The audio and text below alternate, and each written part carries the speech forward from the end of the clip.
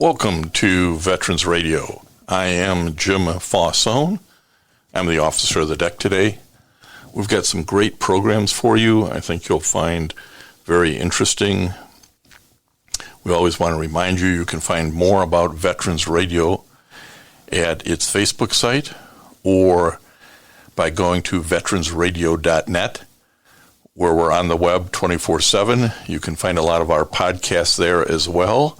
We post new ones every Tuesday, so you can get a new story, a new interview, something you didn't know before by going to veteransradio.net. And before we get started, we want to thank our sponsors. First up, we want to thank National Veteran Business Development Council, nvbdc.org. It was established to certify both service-disabled and veteran-owned businesses in the government and commercial or corporate marketplace. You'll find out how they can help your business by going to nvbdc.org. We also want to thank Eisenhower Center. It's a brain injury recovery center, and in particular, it's after the impact program goes beyond awareness campaigns and state-of-the-art imaging to help veterans, first responders, and athletes. Learn more about EisenhowerCenter.com. They're located in Michigan and in Florida. And finally, we want to thank Legal Help for Veterans. Legal Help for Veterans fights for veterans' disability rights all across the nation. You can reach them at 800-693-4800 or on the web at legalhelpforveterans.com. And finally, we want to welcome a new sponsor to the program, which is Veterans Business Outreach Center, which is located in Flint, Michigan, and covers Michigan, Ohio, and Indiana. The center is ran and operated by veterans to help other veterans, National Guard, Reserve, spouses, expand and grow businesses.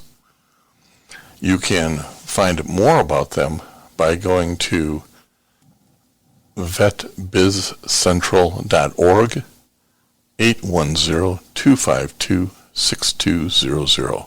And now on to our programs. We want to welcome to Veterans Radio today Captain Stephen Craig, retired from the United States Coast Guard. Captain, welcome to Veterans Radio. Oh, thank you, Jim. Glad to be here. Well, we're thrilled to have you on. We don't get a lot of Coast Guard guys on Veterans Radio because you're a small service, and so we're thrilled to have you. You also wrote a really interesting book called All Present and Accounted For, which is the story of the 1972 Alaska grounding of the U.S. Coast Guard Cutter Jarvis, and we're going to talk about that a little bit. But Captain, before we get started, why don't you tell us a little bit about your career in the Coast Guard? Well, I enlisted in August 1972. I went to boot camp down in Alameda and went through the enlisted ranks. Spent about 4.5 years in my first enlistment, most of it over in Hawaii. And that is where I first heard that story about the grounding of the Jarvis, how it almost sank up there in Alaska. Did 4.5 years, got out for about a year. One of the reasons I got out was in 1 year I got transferred 5 times, and that didn't really settle real well with me. I loved the Coast Guard, but I just didn't like getting transferred. So got out for about a year, and I thought, well, I'll go in the reserves. They never get recalled. And that was in 1979 I went in. During the course of the rest of my career there, I got recalled 13 times. My background later on was in emergency management, and that was quite popular with Coast Guard. That's all you have to think is, well, this is a safe billet. They'll never move me from here. Yeah. It's like, my first enlistment, I was stationed at Barbers Point. That was one of the best stations I was ever at the air station there. And I was there 5 months, and that was 1974. And I loved it there. And I got transferred to Kauai in a weird set of circumstances. I got transferred a week before district lost control of transfers. my bowling team was in first place in the Coast Guard League, and I had the highest average, and some senior officers got together and had me transferred. You got to love those kind of stories.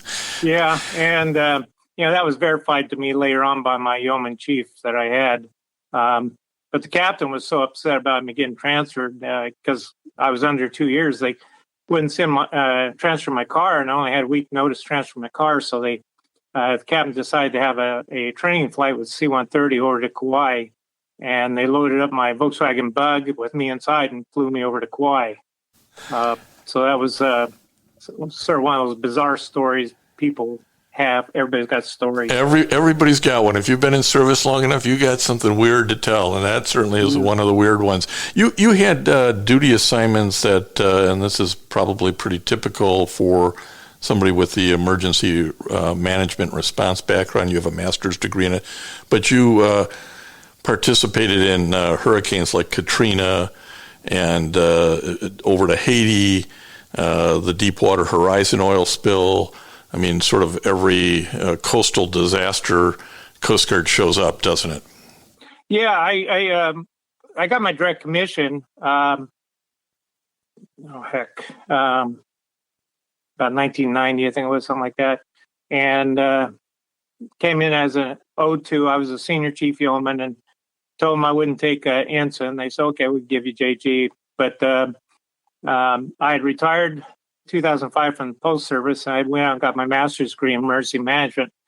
And that sort of made me a valuable asset to the Coast Guard. But being with that kind of background and knowing ICS, Instant Command System, quite well, it was a value that the Coast Guard liked. And so I did 5 trips for Hurricane Katrina, and I wrote a book on that called Chronicles of Katrina, and basically all that was just capturing. I sent out daily emails from the 5 trips I went over there, and a lot of people found quite interesting. And then I worked on planning for the port recovery for the Haiti operation. I was in Virginia for that one, Deepwater Horizon and Hurricane Ike. And I was also the maritime planner for the APEC conference in Hawaii that was held back in 2011, where we had all the various heads of state, Russia, U.S., China, meet over in Honolulu. And I was put on a 1-year detail to help plan that. And that was quite an interesting project to work on. But altogether, I spent 38 years in the Coast Guard, reserve and active. Altogether about 8 years active, and just loved doing that kind of work. Well, it's an interesting career, and again, it's one that we don't hear much about. And part of this is the Coast Guard is, really small, particularly in comparison. If you look at the Army size, if I've got the numbers relatively right, there are about 40,000 active duty Coast Guard men and women. I think it's right around 33,000, but I haven't seen those numbers in the last couple of years, so maybe it is greater. And the reserve component, I've got a note that it's about 7,000, so I don't know if it's plus or minus that a little bit. Yeah, it's around that ballpark, yeah. And there's an auxiliary, but, if you compare that to the Army's got 400,000, 500,000 folks in it, so when you look at a 33,000 active duty component at the Coast Guard, you see why it's so small and why maybe you don't bump into folks who are serving in that branch of the service very much. But it's interesting duty, and you certainly enjoyed it. Stayed around for 38 years and had a very interesting career. And you wrote, you heard right almost from the beginning about this grounding of the Cutter Jarvis up in Alaska in 1972. But you did a fascinating thing with this book that I want to start with, because you really talk about the namesake of the cutter and where Jarvis fits into history and Alaskan history. So tell us a little bit about the namesake and his efforts back in 1897. He was selected to help lead a mission. There was 13 ships, I think, stranded up in Alaska. They stayed up in Alaska in those days. There was a lot of whaling ships that went up there. And a storm came in and basically trapped these ships up there. And if they didn't get food and supply up there, they would have all these men, a couple hundred of them, I forget the numbers, would probably perish up there in Alaska. The harsh conditions that were up there. So David Jarvis was selected to lead an expedition up there to bring up all these reindeer that would be used for food up there once they got up there, but to go over the Alaska frontier to get up there. And just reading about it, it just seemed like mission impossible, what he accomplished. It was one of these stories where when you were telling it, I'm going, you guys, I wouldn't believe if it was a movie. They've got something like 1,500 miles to travel up to Point Barrow to get these stranded whalers. There's no food up there, so this Lieutenant Jarvis assigned this mission to do this Alaska rescue. Goes, well, I don't remember the numbers, but it's like 500 reindeer that I'm going to essentially dog sled up to these stranded whalers so that they have food and we can get through the winter. Who would have thought you could move that many reindeer in the same direction? Yeah, I don't know how he could possibly do it, but he did, and he acquired some of the reindeer on the way up there as well, with promises of payments later in some cases. And this is one of these stories, again, kind of lost to history. It's you got to read it when you read All Present and Accounted For. It's the start of this story, but it's a very fascinating part of this story, as it again ties in the pre-U.S. Coast Guard history and the Alaskan history that becomes relevant again back in 1972 when the namesake ship, the Cutter Jarvis, has its own problems up in the harsh environs of Alaskan waters. Yeah, and to this day, the Coast Guard recognized the leadership that it took for David Jarvis to succeed, and they have their top leadership awards called the David Jarvis Leadership Award that's awarded annually. So the Coast Guard, David Jarvis is like just a legend in the Coast Guard. Well, and I think that's one of the things the service generally does pretty good about, which is reminding the youngsters coming along that there were a lot of guys in front of you who put this legacy together and really were outstanding leaders. Try to live up to those standards. That's part of the message, isn't it? Yeah, most definitely. Well, tell us about the 1972 grounding of the U.S. Coast Guard Cutter Jarvis. Maybe start with what kind of ship is it? A lot of folks wouldn't have an idea of what kind of ship the Cutter Jarvis is. Well, it was the Coast Guard's newest vessel at the time, but it was a 378 foot high endurance cutter, and they were used mostly up in Alaska during that era for fisheries enforcement. Make sure foreign countries were not illegally fishing up in U.S. waters, and that was practically their maiden voyage going up to Alaska. This is another one of those things in this story. I actually had to back up and write the dates down when I was doing it, Captain, because I was like, we all know some guy who drove a brand new car off a car lot and smashed it up, right? Isn't that the worst fear of you get a new car, you're going to smash it up immediately? Okay, they assigned the captain a brand new Coast Guard cutter. It's 1971, I think, commissioned. It's state of the art, $17 million at the time, a full complement of new crew. And what's he do with it? It runs on the rocks. So tell us a little bit about the captain, who was actually quite a good captain, and how these circumstances came to fruition. Captain Woolley was the commanding officer. He had come over from the Merchant Marine. There were stories that he maybe, according to his daughter, participated in the D-Day invasion from one of the merchant vessels. I couldn't find any specific record on that, but I know one of the ships that he had been one of the engineers on, he had gotten transferred and actually, I believe, was destroyed like a couple months after he had gotten off it sunk by the Germans. But he was very active in the Merchant Marines. He had an extensive background and eventually got his own ship in the Merchant Marines. But he decided he was going to make a career of it, and he had been out to sea for like 9 months, whatever. And he came home, and he came walking in the house, and his daughter went screaming away from him, saying there was a strange man in the house. And that was when he decided the Merchant Marines was not going to be his life.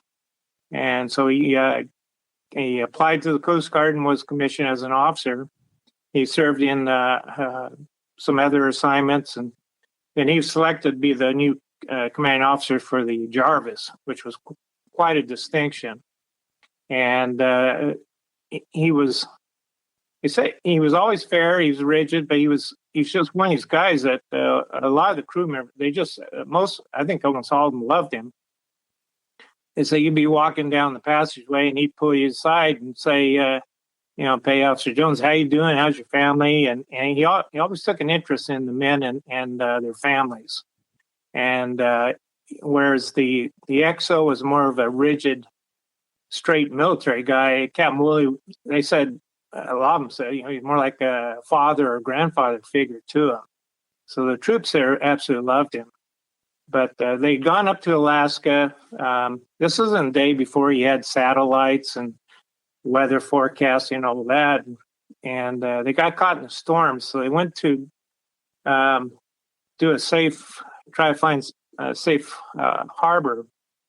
And the captain had been up for 20, 30 hours and with no sleep.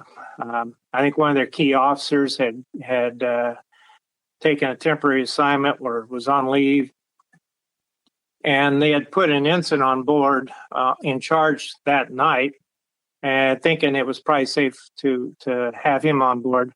For whatever reasons, the ship started dragging anchor, and by the time the ensign got the captain, woke him up to report it, within minutes after the captain got up on the bridge, the ship ran aground, tear a hole in the bottom of the ship there. And they managed to patch it up. Well, that is glossing over the rushing water and fear that you write so well about in the book, that it sort of grips you as they're really battling this gash to make sure the ship, which was at anchor, doesn't sink. Everybody's worst nightmare on a ship, maybe fires first and sinking second, but if you've been on a ship, those are your fears, right? And this is, you are really fighting Mother Nature in this situation, aren't you? Well, yeah, and it from there things just got worse. They decided that they could make it back to Honolulu, which is where their home port was, and they hit a storm that was worse than the day before. And that's where the real problems, where the ship, the engine room filled up with 13 feet of water, and it's freezing water. And there was a lot of heroics to stop it. One guy happened to have his recreational scuba gear on, and he managed to go down 10, 12 times, whatever. He kept having to pull stuff out of the hoses as they were trying to dewater the ship. Rags and stuff would get into hoses, so he dived down, pull that stuff out. But the water's freezing. It was snowing. The winds were blowing. The waves were a lot bigger than the ship. I had one of the crew members call me up a couple weeks ago that I hadn't talked to, and he said he was certain he was going to die. A lot of them felt that way. Captain, what time of year is this occurring? This is toward the end of mid to late November. And, it's like the worst time to be in Alaska. Exactly. Yeah. So picture this image, folks. It is colder than anything you ever want to be around. The wind is howling. I think I read somewhere up to 100 knots. You are fighting the elements, and it's your little ship and Mother Nature in this fight. And if you can't stop the water from flowing in or pump it out of the ship fast enough, there's only one place that ship's going down, and that's down to the bottom. It was an incredible effort by the crew to keep this afloat and everybody alive. Tell us about how they came together. Yeah. Yeah, the biggest fear they were going toward, they're floating toward Akaten Island. They lost all their power, and they figured in like 30 minutes, 45 minutes they had, they would crash on the island there. And, with the freezing water and stuff, they talked about evacuating ship, and some of the crew members refused, said, no, we're going to go down with ship because you put us in a rowboat in these kind of conditions, we're dying anyway. So there was a fishing trawler that was somewhat close by, and they said, we can be there in an hour. And Jarvis said, well, the problem is we figure we're going to ground in 35 minutes. And so the Jarvis officers and senior people, they basically had to take a lot of measures to slow the ship down, even though without power, so that the fishing trawler could get there in time.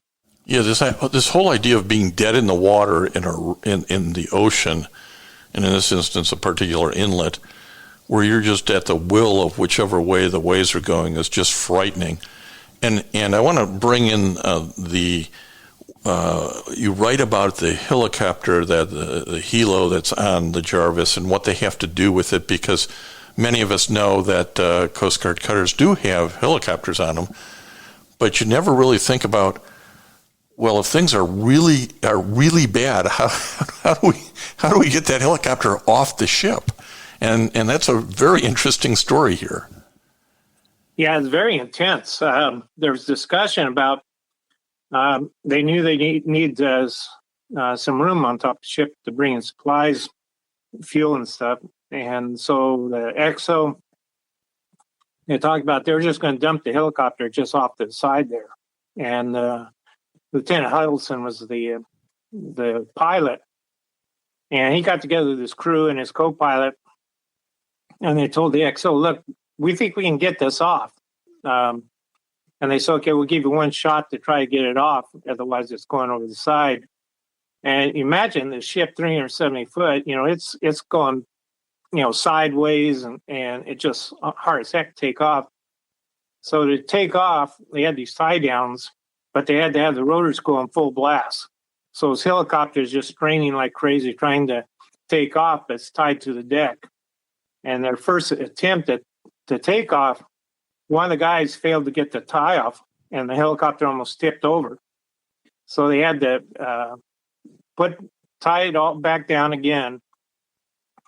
And then the pilot called over the crew members that were to release the tie downs and said, look, if you don't get these off at the same time, he says, this helicopter will crash. And if it crashes, the rotors will kill everybody up on this deck.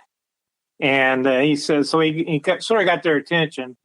And he also told the XO that he was going to drop his crew members off on the island, nearby island. And then he was going to come back. And he told him, he says, I'll come back until I run out of fuel to rescue as many as crew members as I can. So on the next attempt, they got the tie downs all off at the same time, just as the ship tilted. And one of the crew members said that it looked to him like the helicopter had disappeared into the water, and then all of a sudden it just shot straight up in the air. But, it's a crazy story the way you write it. It is like, man, intense. And if you're into aviation or helicopter theatrics, boy, this is a read you got to do. Let me back you up, and we're talking to Captain Stephen J. Craig, who's retired from the United States Coast Guard. He wrote All Present and Accounted For, and we can report that very recently his book took home the silver medal in the history category from the Military Writers Society of America. So congratulations on that, Captain. Oh, thank you. I wanted to come back to the rescue, though, because I think in an era where we don't think anybody cooperates with anybody, it's kind of interesting that this floundering, listing, rocking ship is ultimately towed to safety by a Japanese, and I don't know if it's a trawler or if it's a freighter, it's the Koyo Maru. Tell us a little bit about that rescue and the sort of international flavor of it. It was a fishing trawler, and its sister ship was also on the way too, because a week or two earlier, the Jarvis had helped rescue an injured fisherman from that vessel, and that second vessel wanted to help out as well. But the fishing vessel Maru, they got there on scene, but the conditions were horrendous to the point that Gunner's Mate Chief Jack Hunter, who I've talked to several times, he had to fire over the line to where they could tie up and be towed out of there. They said the ship was moving so much back sideways in all directions that he had to shoot from his knees the line over to the other vessel. And I believe they missed the first time, so he had a second time. The second time, they managed to connect with the Japanese fishing trawler. I know one of the seaman, Bronchi, was on deck at the time. He later retired as a commander, but he was telling me that it looked like the fishing vessel was going to collide with them, and he said it's just outstanding seamanship of the Japanese captain that they just barely missed each other. Yeah, it's so dangerous. This rescue is so dangerous as you talk about it, and trying to resupply fuel and other things to the Jarvis while it's crippled by Coast Guard cutters. Again, another one of these immensely dangerous efforts to save this ship. Were you surprised at the level that everybody went to here? Not really. With the Coast Guard, you have anybody, especially a fellow ship in danger, it's all hands on deck. Well, that clearly comes through. I mean, it is very, very clear. And then you have to do this massive repair effort to make this seaworthy again. And again, this is one of these portions of the story where the general news would stop writing about, but it's a very fascinating effort to try to make such a massive repair up in Alaska, isn't it? Yeah, they would have these guys go in the engine room and get in this, it's like oil and fiberglass, and one of the nicknames, they called it elephant snot. It was so sticky, and guys would go in there and work 8, 12 hours a day and come out, and all of them just coated top to bottom with this oily stuff. And new crew would go in and clean up the engines, because they had to get everything cleaned up once they got up to Dutch Harbor, get everything cleaned up and get the engines going so they could go back to Honolulu for dry dock. And so it was a long recovery up in Alaska, a couple weeks to get all that ready to go, and just a sticky mess. Well, and again, once you write it down and we think about it, we go, well, that makes sense. You have 13 feet of water in the engine room. All that stuff's got to be dried out. It's all salt water. It's all got to be cleaned so that you're not damaging the gears and the motors and the everything else because of that corrosive environment. So as I say, it was really a massive repair effort, saving the ship so that it could make its way back to dry dock and even further repairs. Remembering, again, veteran radio listeners, as we talked to Captain Craig about the 1972 Alaska grounding of the USS Coast Guard Cutter Jarvis, this was the maiden voyage, essentially, of this ship. The Coast Guard's newest ship, and it stayed in service for decades thereafter. We should tell the end of the story that the ship was saved, as were the men, and the ship was kept in service. I think it was. I think you write that it was sold in it's sold in 2013 to the Bangladesh Navy. But they saved this $17 million ship, which would have otherwise gone down on its maiden voyage. Did you serve with any of the men on this ship, or was you came back to write about this? Was this all sort of new facts and information to you? Well, in 1973, I was stationed at base Honolulu, and I ran across one of the crew members, which I'd be curious to see which one it was. And he told me the story, and I told him, I said, I never even heard of this, So it stayed in the back of my mind for decades. And then I formally retired from work here a couple of years ago, and I was going to write a magazine article about the Jarvis, and it just sort of exploded on me. The more stories I heard, and I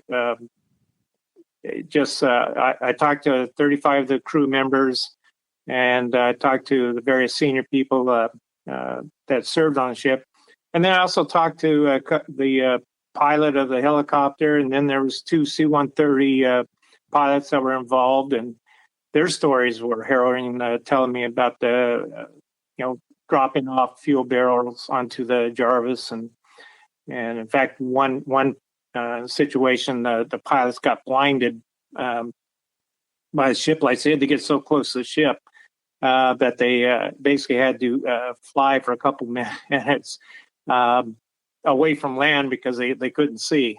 And it was just quite interesting getting all these stories and then putting it together.